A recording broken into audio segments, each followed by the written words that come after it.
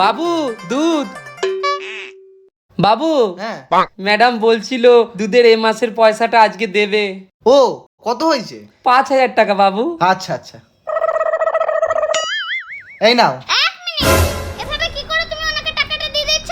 উনি বললে 5,000 টাকা, তুমি সাথে সাথে টাকাটা দিয়েও দিচ্ছ। এখনকার দিনকাল একদম ভালো না। এভাবে কি করে তুমি ওনাকে বিশ্বাস করলে? আর এমনিতেও আমি অক্সফোর্ড ডিকশনারি থেকে পড়াশোনা করেছি, তাই এবার ওর হিসাব আমি করব। হ্যাঁ দাদা, আপনি এই মাসে কত লিটার দুধ দিয়েছেন? 90 লিটার। 90 লিটার। আর 1 লিটার দুধ আপনি কত টাকা করে নেন? 70 টাকা লিটার। 70। তাহলে এই হিসেবে আপনার হয়েছে 6,300 টাকা দিতে হবে দুধওয়ালাকে। তাহলে ম্যাডাম এই হিসেব করলে তো আমি আগের মাসে তো 1300 টাকা পাবো। সামনের মাসের থেকে আমি ম্যাডামের কাছ থেকেই হিসেব করব।